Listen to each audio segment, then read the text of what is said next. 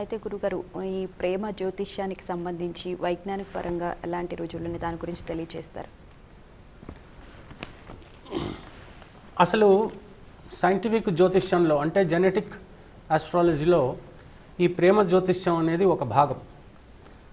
అయితే ఇది మనము బ్లడ్ గ్రూప్ ఆధారితంగా ప్రేమ విషయంలో ఒక్కొక్క వ్యక్తి ఎలా ఉంటాడు, ఎలా ఆలోచిస్తాడు, ఎలా ప్రవర్తిస్తాడు అనేది కూడా మనం చెప్పచ్చు. ఇక్కడ ముఖ్యంగా ఏమిటంటే వైద్య జ్యోతిష్యంలో ఏదైనా ఒక డిస్ప్యూట్, ఒక భర్తకి భార్యకి ఒక డిస్ప్యూట్ వచ్చిందంటే వాళ్ళ యొక్క ఈ బ్లడ్ గ్రూప్ని తీసుకుని మనం చూచాయిగా చెప్పవచ్చు ఇది ఎట్టుపోతుంది అనేటువంటిది. అయితే ఈ రకంగా మనం గనక ఆలోచిస్తున్నట్టయితే ఈ బ్లడ్ గ్రూప్ ఆధారితంగా ప్రేమ గురించి ఎలా చెప్పచ్చు, వీళ్ళ తత్వం గురించి ఎలా చెప్పచ్చు అని ఆశ్చర్యపోతుంటారు. ఏది ఏమైనప్పటికీ కూడా నెగటివ్ ఎనర్జీ, పాజిటివ్ ఎనర్జీ అనేటువంటి రెండు విషయాలు మీరు వింటూనే వస్తున్నారు. కొన్ని విషయాల్లో కొంతమంది నెగటివ్గా ఆలోచిస్తారు, కొంతమంది పాజిటివ్గా ఆలోచిస్తారు. అయితే అందరూ ఒకలాగే ఆలోచించరు. ఇప్పుడు ప్రేమ విషయానికి వస్తే పురుషుల్లో ఒక రకంగా ఉంటుంది, స్త్రీలలో ఒక రకంగా ఉంటుంది. మనం సపోజ్ ఏ గ్రూపును తీసుకుందాం, వీళ్ళ తత్వం ఎలా ఉంటుంది ప్రేమ విషయంలో అని కనుక ప్రశ్నిస్తే వీళ్ళలో పవిత్ర ప్రేమ, చాలా సాక్రెడ్ లవ్ ఉంటుంది వీళ్ళ లోపల. ప్రేమ అనేది ఒక గొప్ప విశేషం అన్నట్టుగా ఉంటుంది. అసలు ప్రేమ అంటే ఏంటి? భావం, రాసం. భావం అంటే ఎమోషన్స్, రాసం అంటే కెమిస్ట్రీ. కెమిస్ట్రీ దేనికి సంబంధించింది? శరీరానికి సంబంధించింది. భావం దేనికి సంబంధించింది? మనస్సుకు సంబంధించింది. ఈ రెండు కలిసినప్పుడే ఆ ప్రేమ అనేది యాక్చువల్గా ఏర్పడుతుంది.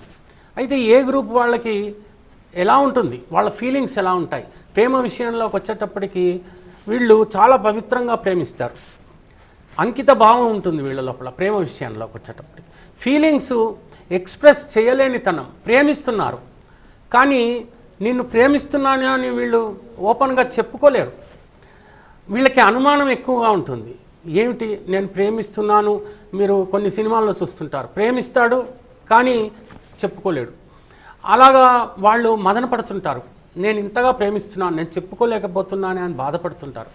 అనుమానం వేసింది, ఒకవేళ నేను ప్రేమిస్తున్నాను, ఆమె లేదు నిన్ను నేను ప్రేమించలేను అంటే నేనేమైపోవాలి అని చాలా విషాదంలో ఉంటాడు. తర్వాత స్త్రీ దగ్గరికి వెళ్ళగానే, ఒక పెళ్లి చూపులకి వెళతాడు, వెళ్ళగానే అతనికి ఆకర్షణ కలగదు, ప్రేమ కలగదు. చూస్తాడు, ఏంట్రా ఎలా ఉంది అమ్మాయి అని అంటే మీరు ఎట్లా అంటే అట్లా అంటాడు, ఏమీ చెప్పలేడు. అక్కడ కూడా ఎక్స్ప్రెషన్ చెప్పలేకపోతున్నాడు.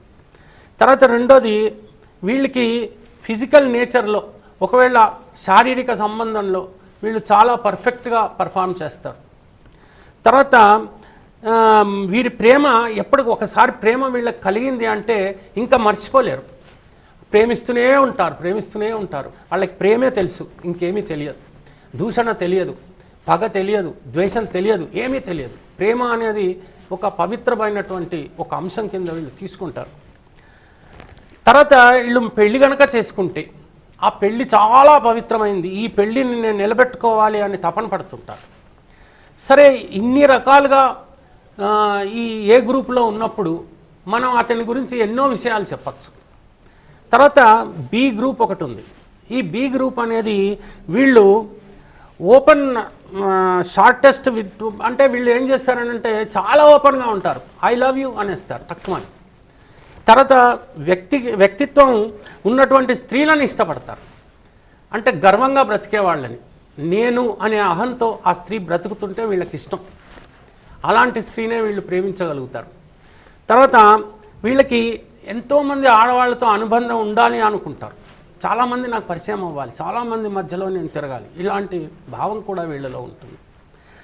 తర్వాత మొదట వీరిని మరవడం, శారీరక మానసిక వ్యవస్థలకు వేరుగా చూడడం. అంటే మానసిక వ్యవస్థని శారీరక వ్యవస్థని వీరు వేర్వేరుగా చూస్తారు, ఇవి కలిపి చూడరు. ప్రేమ అంటే శారీరక వ్యవస్థ కాదు అంటారు, ఈ మానసిక వ్యవస్థ అవును అంటారు. కానీ ఈ రెండు కలిస్తేనే సంబంధం, ఇలాంటివి కుదురుతాయి.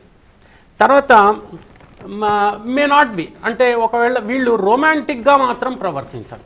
ప్రేమను ఎక్స్ప్రెషన్ చేసేస్తారు కానీ ఆ రొమాంటిక్ టచ్, ఆ ఫీలింగ్స్, అటువంటి ఎక్స్ప్రెషన్స్ వీళ్ళ లోపల ఉండవు. ఏబి గ్రూప్ వాళ్ళు ఉంటారు. వీళ్ళు చాలా సున్నితమైనటువంటి మనస్సు కలవారు. చాలా విహారయాత్రలు చేసిన తర్వాత ఎక్కడెక్కడో పిక్నిక్లని అయ్యని ఇవని అన్నీ తిరిగిన తర్వాత ప్రేమను అతి కష్టంగా ఎక్స్ప్రెస్ చేస్తారు. అవును, మనం ఇంతకాలంగా తిరుగుతున్నాం, కానీ నాలో ఏముందో తెలుసా అంటాడు. ఏముంది అని ఆమె అడిగితే నేను ప్రేమిస్తున్నాను అంటాడు. అమ్మ, ఇంతకాలం పట్టిందా నీకు ఆ ప్రేమను ఎక్స్ప్రెస్ చేయడానికి అన్నట్టుగా ఉంటుంది. ఇలాంటి తత్వం ఈ ఏబి గ్రూప్ వాళ్ళకు ఉంటుంది. అప్పుడు వాళ్ళకి ఏమని ఉంటుందంటే మన ఆత్మలు కలవాలి, శరీరాలు ముఖ్యం కాదంటారు. తర్వాత స్త్రీ యొక్క మనస్సుని గుర్తించి దగ్గరికి తీసే అటువంటి పరిస్థితి వస్తుంది. అప్పుడు దాకా వీళ్ళు చాలా దూరంగా ఉంటారు. ఇది ఒక రిజర్వ్డ్ నేచర్ అని మనం అనుకోవచ్చు. తర్వాత స్త్రీలలో ఎలా ఉంటాయి మనస్తత్వాలు? ఏ అనే అటువంటి గ్రూప్కి స్త్రీలలో ప్రేమికుడి కోసం అహర్నిశలు తలంపు. వాళ్ళు బీటెక్ చదువుతున్నప్పటికి కూడా ఒక వ్యక్తిని ప్రేమించారంటే 24 hours ఆ బుక్లో ఆ ప్రేమికుడే కనపడతాడు వాళ్ళకి. వాడి గురించే ఆలోచిస్తారు. అందువల్ల ఒక్కొక్కసారి ఫెయిల్ అయిపోయే అవకాశం కూడా ఉంటుంది. అంత ఇమ్మర్స్ అయిపోతారు. ప్రేమకి ఎక్కువగా ప్రాధాన్యాన్ని ఇస్తారు. శారీరకం అనేది తర్వాత దానికి ఇంపార్టెన్స్ ఇస్తారు వీళ్ళు. శరీరం ఓకే, కానీ ప్రేమ అనేది చాలా ముఖ్యమైనదని వాళ్ళ ఉద్దేశం. తర్వాత ప్రేమికుడిని ఉత్తేజపరచలేరు, అతన్ని ఎమోషన్స్కి తీసుకురాలేరు. వీళ్ళు ఎంతసేపు అలాగా చూస్తూ ఉండాలి. అంటే ఒక క్యారెక్టర్ భగవంతుడిలో ఉంది, రాధ కృష్ణుని ప్రేమిస్తుంది. అక్కడ శారీరక సంబంధం లేదు, భక్తి అనేటువంటిది చాలా ఎక్కువగా ఉంది. అటువంటి వాళ్ళు పెళ్లి చేసుకుంటే భర్తని దేవుడిలాగా పూజిస్తారు, దేవుణ్ణి ప్రేమించినట్టు ప్రేమిస్తారు. చాలా పవిత్రంగా ఉంటుంది. ఇది ఒక తత్వం. అయితే అక్కడ కనుక వీళ్ళకి మోసం జరిగిందో, ఆ ప్రేమలో మోసం జరిగిందో, ఇక వాళ్ళు పట్టే అటువంటి పగ ఉంటుందే, అది మనం ఊహించలేం. వాడిని సర్వనాశనం చేసేదాకా వాళ్ళు నిద్రపోరు. ఇదే ఆశ్చర్యం. వాళ్ళలో కలర్స్ ఒక్కసారిగా చేంజ్ అవుతాయి. ఇంత సాక్రిఫైజింగ్ నేచర్లో ఉన్నటువంటి వాళ్ళు అంత డిస్ట్రక్షన్కి వెళ్ళిపోతారు. తర్వాత రెండోది, ఈ బి గ్రూప్ వాళ్ళు ప్రేమ ఉన్నా అగైన్ ప్రకటన శూన్యం. నువ్వు నన్ను ప్రేమిస్తున్నావా అని అంటే ఏదో ఒక చిరునవ్వు. ప్రేమిస్తున్నాను అని చెప్పుకోలేరు, ప్రేమించరు. సరే నువ్వు ప్రేమిస్తున్నావు కదా, సరే అంటారు. అది అవును నువ్వు ప్రేమిస్తున్నట్టా ప్రేమించనట్టా అని గట్టిగా అడిగితే సరే అంటారు. అంటే ఇక దాన్ని మనం ఒక సిగ్నల్గా అర్థం చేసుకోవాల్సిందే తప్ప మనకి ఏమీ రాదు ఎక్స్ప్రెషన్ వాళ్ళ నుంచి. తర్వాత వీళ్ళు ఎక్కువగా ఏంటంటే నన్ను ప్రేమించు అని అంటే సరేలే ముందు హోటల్కి వెళ్దాం పదా, కాఫీ తాగుదాం పదా, అక్కడ మాట్లాడుకుందాం, ఇలాగా వాళ్ళు దాటేస్తుంటారు. అంటే వాళ్ళకి వెంటనే ఏ డెసిషన్ తీసుకోలేరు, ఏమో ఇతను ప్రేమిస్తున్నాడో లేదో. ఇలాంటివన్నీ కూడా ఆ తత్వంలో ఉంటాయి. తర్వాత ఒక పెళ్లి చేసుకున్నారనుకోండి, ఈ భార్యాభర్తలు ఇద్దరు ఒక ఫంక్షన్కి వెళ్ళారనుకోండి, పొరపాటున ఆ భర్త ఎవరైనా ఇద్దరు ముగ్గురు అందంగా కనపడుతుండే ఆడవాళ్ళని చూశాడే అనుకోండి, ఇక ఉంటుంది వాళ్ళకి ఇంటికి పోయిన తర్వాత చీపురుగట్టే. నువ్వు వాళ్ళను వీళ్ళని చూడ్డానికి ఆ ఫంక్షన్కి వచ్చింది, నన్ను చూడాలి కానీ నేను ఎంత తయారయ్యాను, ఎంత ఫ్యాషన్గా వచ్చాను, నన్ను చూడాలి కానీ నువ్వు ఈ 10 మందిని చూడడం ఏంటి, నీ బుద్ధి ఏం బుద్ధి అని తిట్టేస్తాడు. అంటే అంత స్వార్థం ఉంటుంది. నా భర్త నన్నే చూడాలి, నా గురించే ఆలోచించాలి, నా గురించే చెప్పాలి, ఇది అతనికి. ఎక్కడైనా బై ఛాన్స్ ఎవరినైనా చూశాడో ఇక అయిపోయింది వాడు. తర్వాత ఓ అనేటువంటి గ్రూప్ ఉంది. ఈ ఓ ఏంటి? ప్యూరిటీ. ఆ అమ్మాయి ఎంతో పవిత్రమైనది అయితే తప్ప అతనికి ప్రేమ కలగదు. అందులో మళ్ళీ ఆమె రొమాంటిక్ ఉండాలి. ఇక వాడి ఆశలు చూడండి, ప్యాషనేట్గా ఉండాలి, అల్ట్రా మోడ్రన్గా ఉండాలి, మెటీరియల్ లైకింగ్ అంటే పాట పాడాలి, డాన్స్ చేయాలి, అన్నీ చేయాలి. ద్వేషం అసూయ కూడా ఆమెలో ఉండాలి, చిపో అన్నట్టుగా ఉండాలి, ఉంటే వాడికి ఇష్టం.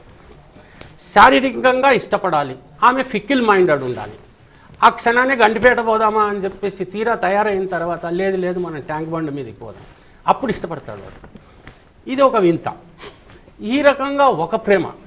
ఇక ఏవి వాళ్ళకి ఎంతసేపు కలతలే, అనుమానాలే, ఎంతసేపు ఆలోచనే, నిజం మాత్రం లేదు. ఏం చేయాలి, నేను పెళ్లి చేసుకోవాలంటే వాడికి బాగా దండిగా డబ్బు ఉండాలి, ఒక పెద్ద ఉద్యోగం అయి ఉండాలి, వాడు సెలబ్రిటీ అయి ఉండాలి. ఇలాగా ఊహకందని ఊహలలో పెళ్లి చేసుకోవటానికి ఇష్టపడతారు. వీళ్ళకి కమిట్మెంట్ లేదు, శరీర సంబంధాన్ని ప్రేమగా భావిస్తారు. ఇది ఒక రకం. మనం చాలామందిని అలాంటి వాళ్ళని కూడా చూస్తుంటాం. ఇక్కడ గుణాలు కలుస్తాయి అని అంటాం. మనం ఎన్నో గుణాలు చూస్తాం. ఈ సంబంధం కుదురుతుందా అండి, వీళ్ళిద్దరికి కుదురుతుందా అని మనం జ్యోతిషపరంగా మనం ఓ ప్రశ్న వేస్తాం. వేసినప్పుడు ఎన్నో కలుస్తాయి. కర్మకాలి భకుటం అనేటువంటి ఒక గుణం కలవదు, అంటే ప్రేమ అనేది లోపిస్తోంది అని అర్థం. ఈ బ్లడ్ గ్రూపు విశేషాలు ఏవైతే ఉన్నాయో ఈ భకుటంలో ఎక్కువగా తలదూర్చాయి. ఇందులో ఎలాంటి గ్రూప్ వాళ్ళకి ఎలాంటి గ్రూప్ వాళ్ళు సూట్ అవుతారు అనేటువంటిది కూడా జెనెటిక్ ఆస్ట్రాలజీలో వచ్చింది. అది ఎలాగంటే ఏ గ్రూప్ మగవాడు ఉన్నట్టయితే ఏఆర్ఏబి సూట్ అవుతుంది, బి గ్రూప్ అయితే బిఆర్ఏబి గ్రూపు సూట్ అవుతుంది, ఓ గ్రూప్ అయితే O group AB group, AB అయితే ఎనీ గ్రూప్. ఇలాగా గుణాలు బ్లడ్ గ్రూపకంగా కూడా కలిపేటువంటి అవకాశాలు ఉన్నాయి. ఈ బ్లడ్ గ్రూప్ని ఎప్పుడైతే కలపాలో ఏవైనా దోషాలు ఉంటే మనం వాటికి సంబంధించిన కెమికల్స్ని కనుక మనము త్రూ జెమ్ ద్వారా skin pores, blood stream, medulla ఆబ్లాంగేటా వీటికి పంపించినట్టయితే వాడిలో నుంచి ఎలక్ట్రోమాగ్నెటిక్ వేవ్స్ అనేది ప్రసరించి వాడికి కాంతి వలయం అనేటువంటిది ఉంది, లోటు పాటలన్నీ కూడా అది సరిదిద్దేటువంటి అవకాశం ఉంటుంది. It's a very big science. ఇది జ్యోతిష్యానికి జోడిస్తే మనం చాలా పర్ఫెక్షనిస్ట్ అవుతాం. మంచి సంబంధము, మంచి ప్రేమ, మంచి శరీరతత్వము, మంచి ఆలోచనలు, అభివృద్ధి అన్నీ కూడా కలుగుతాయి. ఇదంతా ప్రేమ జ్యోతిష్యమే.